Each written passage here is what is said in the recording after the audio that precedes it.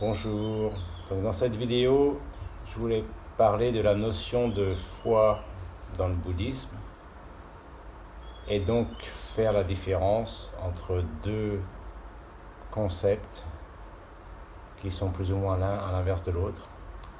L'un qui a à voir avec justement la mauvaise interprétation et l'autre qui est la vraie façon d'avoir la foi dans le bouddhisme, justement d'une façon différente des autres religions.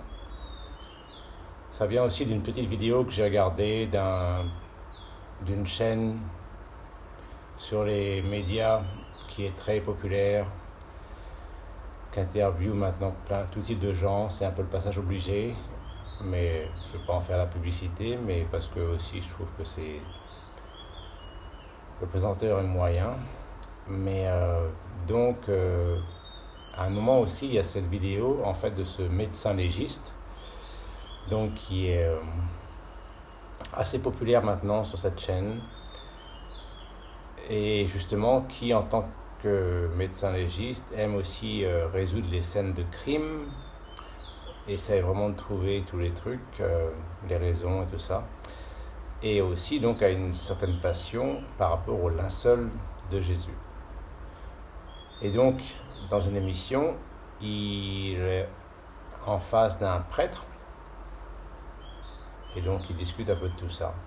Mais à un moment, justement, le prêtre aussi lui demande s'il a la foi, et il dit non, je n'ai pas la foi. Donc, on va essayer de faire pas trop long là-dessus, mais justement, donc cette notion de foi, d'un côté, malheureusement, ça a à voir avec cette notion classique qui, dans plusieurs religions, et qui est justement en bouddhisme ce qu'on appellerait la foi aveugle. Parce que d'un autre côté, la plupart des religions, à l'inverse du bouddhisme, elles ont un dieu, donc les pratiquants croient en ce dieu. Et en bouddhisme, il n'y a pas de dieu en fait, encore une fois, contrairement à ce que certains qui pensent savoir sans savoir. Bouddha n'est pas un dieu, c'était un humain qui avait les bonnes capacités intellectuelles, la bonne préparation pour devenir un Bouddha, donc un être illuminé, comme d'autres personnes peuvent le faire. Et donc, il n'y a pas de dieu. Mais beaucoup de religions croient en un dieu ou l'ont créé par intérêt, évidemment, pour ce qu'on appelle avoir ces religions organisées, donc pour avoir des fidèles, des pratiquants qui soient plus facilement contrôlables comme ça. Donc en fait, ça fait que la plupart des gens croient en un Dieu qui ne peut pas voir ou donc qui n'existe pas matériellement. Mais donc, il y a eu assez de siècles encore une fois, de lavage de cerveau et de répétition pour dire aux gens qu'il faut avoir la foi, encore une fois, sous forme de menace, souvent. Si tu n'as pas la foi, voilà ce qui va arriver. Donc, en fait, c'est ce qu'on appelle donc cette foi aveugle. Et donc, vous voyez, tous ces gens, dans toutes ces religions, en général, ils prient. Donc, ils prient, encore une fois, en suivant des instructions d'une personne qui est censée être un représentant officiel de cette religion. Et ils écoutent. Et donc, ils absorbent aveuglément, sans questionner vraiment. Et donc, c'est ça qu'on appelle avoir la foi dans la plupart des religions, cette foi aveugle. Malheureusement, on verra beaucoup de situations similaires dans différents pays bouddhistes et cultures bouddhistes, et donc beaucoup d'endroits, parce qu'encore une fois, ça touche à l'ignorance générale humaine, et donc les gens sont contrôlés de la même façon qu'un gouvernement contrôle ses citoyens, de telle façon. Ça commence aussi donc très petit des deux côtés, donc c'est toujours le même schéma, la même chose.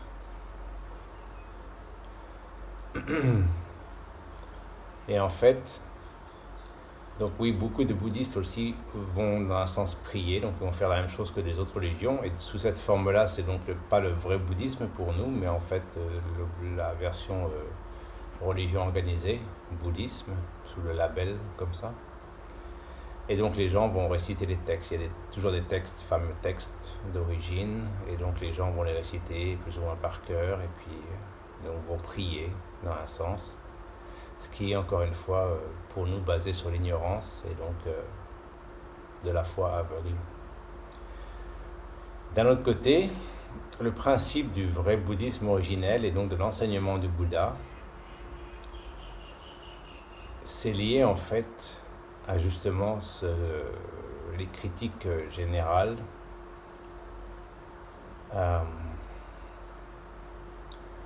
qui ont été faites par justement des gens plus rationnels ou des scientifiques, parce que justement la vraie pratique bouddhiste et l'enseignement du Bouddha, c'est très très scientifique et très rationnel. Et donc principalement il y a ce qu'on appelle la pratique vipassana, qui est une sorte de technique générale, on peut dire, même si vipassana en soi ça veut dire donc avoir une vue profonde et objective et bien consciente de notre nature humaine et de l'esprit donc. Et c'est grâce à la pratique de la méditation et donc d'atteindre des niveaux de concentration assez profonds qu'on va se rendre compte de notre vraie nature humaine, justement de différentes choses comme la réincarnation, les vies antérieures, et puis donc de ce qu'est la vie et l'existence, et d'où on vient et où on va, les fameuses questions existentielles. Donc on a toutes ces réponses-là qui sont potentiellement accessibles à partir du moment où on pratique correctement le bouddhisme, et donc la forme pratique c'est la méditation. Et justement, ça devient quelque chose de très rationnel et scientifique. C'est une approche objective justement, parce que en bouddhisme justement, contrairement aux autres religions on va dire en général, on ne vous demande pas de croire à quelque chose, donc vous ne devez pas croire aveuglément à quelque chose. Bien sûr beaucoup de gens le font, encore une fois ça revient à ce que je disais à l'origine, malheureusement c'est la notion générale d'ignorance et donc de superstition, d'avoir peur facilement et toujours la peur de la mort et tout ça. Mais donc en fait dans la plupart des religions c'est des sortes de menaces et donc il faut croire aveuglément. Le vrai bouddhisme c'est donc pratiquer cette méditation, c'est un peu cette technique qui est donc toujours très simple. Encore une fois, on vous demande de faire la chose la plus simple au monde qui puisse être demandée à un humain, qui est justement de s'asseoir, se relaxer, fermer les yeux et justement observer, simplement observer ce qui se passe en soi, dans son corps, dans son esprit, et voilà. Et à la rigueur, pour apprendre à se relaxer au début, on demande de pratiquer ce qu'on appelle Anapana, la technique de base, qui est donc observer la respiration qui rentre et sort dans les narines, et donc apprendre à focaliser son attention à ce niveau-là. Et voilà, c'est tout simple. Mais le principe, évidemment, c'est de rester relaxé et focalisé et juste observer. On ne vous demande de rien faire d'autre. Voilà, c'est la technique toute simple du bouddhisme, le plus simple possible. Observer objectivement, être juste témoin, neutre de ce qui se passe en soi, dans son corps et dans son esprit. Et si on arrive à se relaxer assez et donc à concentrer son esprit assez, et bien au fur et à mesure, on va atteindre des niveaux de plus en plus subtils, comme on dit, jusqu'au plus profond qu'on puisse aller, en tout cas dans le côté rationnel, on va dire physique, où en fait vous pouvez atteindre donc ce niveau de concentration où vous prendrez conscience de toutes les réactions biochimiques qui se passent dans votre corps, qui est donc ce qui vous permet d'être vivant, de ce qu'on définit par être vivant. Ce sont ces milliards et ces milliards de réactions biochimiques qui se passent par seconde, mais en fait des niveaux de concentration très profonds vous permettent d'atteindre ce niveau de présence et de conscience, d'en être conscient à chaque instant T. Ça déjà, ça va dépasser l'entendement de beaucoup de gens et de beaucoup de scientifiques aussi qui vont dire non, c'est pas possible, il faut arrêter. Bon, mais ce sont juste des scientifiques de base, évidemment, ce ne sont pas des méditants. Donc voilà l'ignorance scientifique que je vais mentionner beaucoup de fois dans plein de vidéos. La science générale à l'encontre de laquelle j'ai certaines choses, certaines opinions, mais bon, comme j'ai mentionné déjà avant dans d'autres vidéos en anglais, les limites de la science qui sont donc très très restreintes. Mais à côté de ça, donc voilà, c'est simplement ça. Et en fait, c'est aussi simple que ça. Donc la foi bouddhiste, c'est pas la foi dans les mots, le Bouddha lui-même l'avait dit. Je vous demande pas de croire que ce que je dis c'est la vérité ou une vérité absolue. C'est juste qu'on vous propose de pratiquer quelque chose vous-même et donc de faire l'expérience de cette vérité objective sur notre nature, la nature du corps et de l'esprit et de l'existence. Et si vous pratiquez sérieusement, régulièrement, durablement, vous arriverez à atteindre certains niveaux. Et donc, vous ferez l'expérience par vous-même, à l'intérieur de vous-même. Donc, il n'y a pas mieux que ça. Un scientifique, la science moderne, souvent utilise dans des techniques, comme j'ai mentionné avant, et donc ça fait partie de l'ignorance des scientifiques, c'est qu'ils ont besoin de machines ou de technologies pour essayer d'observer certaines choses qui ne sont pas capables de voir eux-mêmes, même s'ils croient que ce qu'ils voient, comme j'ai mentionné avant, par rapport à, encore une fois, à ce médecin légiste, justement, qui a sorti cette fameuse phrase, donc, typique de scientifique de base, ignare, qui est « je crois ce que je vois ». Et malheureusement, dans l'existence, dans la vie, beaucoup de choses, et ce qui régit en fait la vie, l'existence de l'univers, à cette échelle-là, ce sont des choses qu'on n'est pas capable de voir. Donc l'humain qu'on croit donc si avancé maintenant, alors qu'il n'est pas du tout très avancé, ça reste encore au niveau enfantin, la science en général, il a inventé des techniques et des technologies donc pour mesurer certaines choses, pour voir des choses qu'on ne voit pas à l'œil nu, et donc pour sortir des graphes ou des graphes colorés et tout ça, des couleurs, pour voir à la place des yeux en fait. Donc encore une fois, c'est très très subjectif ça en fait. La science estime d'être objectif et justement des scientifiques ont critiqué le bouddhisme quand on parle de regarder soi-même objectivement la vérité. Ça, c'est des mots que la science ne veut pas trop utiliser ou n'apprécie pas parce que justement, eux, ils n'en sont pas capables. Pour les raisons que je viens d'expliquer justement. Alors qu'en fait,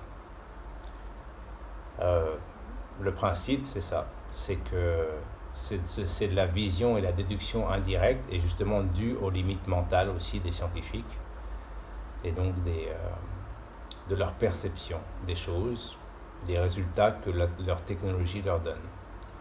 En bouddhisme, encore une fois, c'est au plus simple et au plus vrai, au plus réaliste. Vous n'avez aucun équipement, aucune chose. Vous observez à l'intérieur de vous-même. Mais vous arriverez potentiellement à un niveau de concentration, comme je disais, qui vous fait prendre conscience des réactions biochimiques, donc de la structure d'un atome. Vous pouvez atteindre le niveau de concentration où vous ferez l'expérience de la structure d'un atome. Donc encore une fois, même si c'est le grand Graal de la science physique, en théorie, c'est maintenant, par exemple, pour se dire qu'est-ce que la matière, le noyau de la matière, vraiment de quoi est fait la matière. Et c'est pour ça que c'est presque sans fin avec leur technologie. Mais en fait, vous pouvez en faire l'expérience vous-même par des niveaux de concentration très élevés. Donc vous pourrez faire l'expérience de la structure d'un atome en vous-même, en soi. Et donc ce sera clair. Et vous comprendrez comment ça fonctionne puisque vous le vivrez de l'intérieur. Puisque vous êtes fait d'atomes évidemment. Atomes, molécules, réactions biochimiques et tout ça. Donc encore une fois, ça peut dépasser largement le niveau d'entendement de beaucoup de gens et c'est comme ça. Mais voilà, c'est la réalité du bouddhisme justement. C'est pour ça qu'après, il y a beaucoup de moines bouddhistes qui sont connus pour avoir des pouvoirs soi-disant supernaturels, mais c'est pas supernaturel dans le sens où ça fait juste partie des capacités humaines, justement. Mais très peu de gens en sont capables, parce que presque personne ne pratique ça sérieusement. Et la plupart, c'est l'ignorance qui pensent savoir ou savoir assez sur la vie et tout ça, mais qui ne sont pas intéressés par la vraie pratique. Et donc en fait, la foi, on en revient, la vraie foi dans ce sens-là, c'est ça, c'est la foi dans la technique en fait de pratique. C'est la foi dans ce que vous faites, dans la pratique. Donc c'est aussi simple que justement ces grands scientifiques, ces vrais scientifiques qu'on a eus à chaque période, de ceux qui avaient fait des grandes découvertes, et de Da Vinci et puis même Einstein ou Tesla, comme par hasard c'était des gens un peu hors normes justement.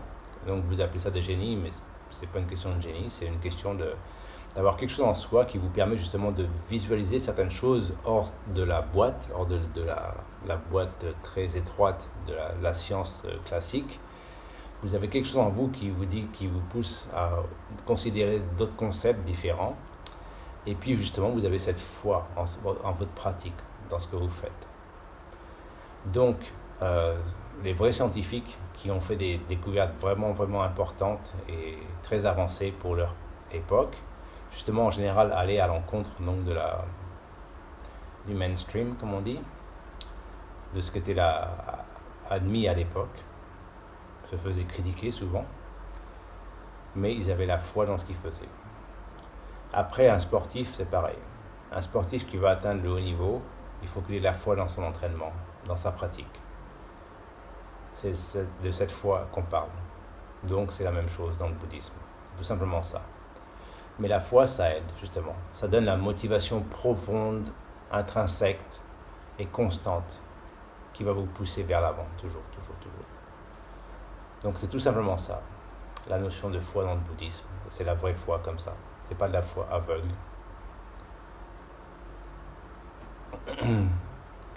Mais encore une fois, bon, la pratique bouddhisme dans ce sens-là, c'est la foi dans la technique exposée par le Bouddha à l'époque, puisque c'est ce qui lui a permis d'atteindre l'illumination, et donc de répondre à toutes vos questions existentielles à la fin.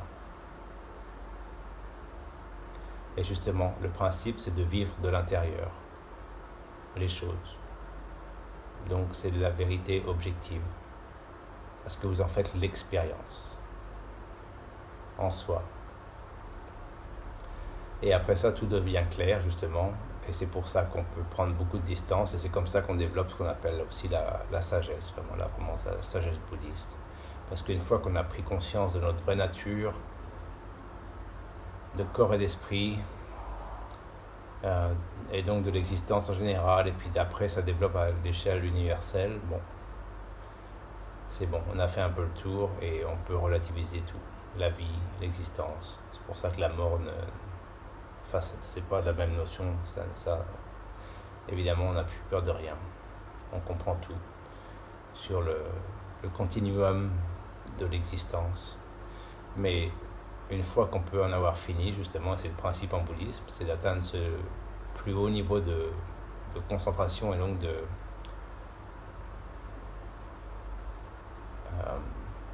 d'illumination, qu'on appelle aussi donc le nirvana, dans ce sens-là. C'est pour en avoir fini avec ça. C'est justement pour mettre fin à ce cycle sans fin, on va dire, d'existence après existence sous différentes formes. Avoir compris la futilité de ça, et donc avoir compris aussi, donc avoir été à la source et à l'essence de l'existence, de toute forme d'existence. Et pour ça, évidemment, il faut avoir une foi assez forte dans ce qu'on fait et de la pratique. Mais c'est aussi simple que ça. Et c'est donc une façon et une approche très rationnelle, scientifique. Et c'est pas une question d'avoir une foi aveugle dans des mots ou des écrits qui ont été créés par d'autres.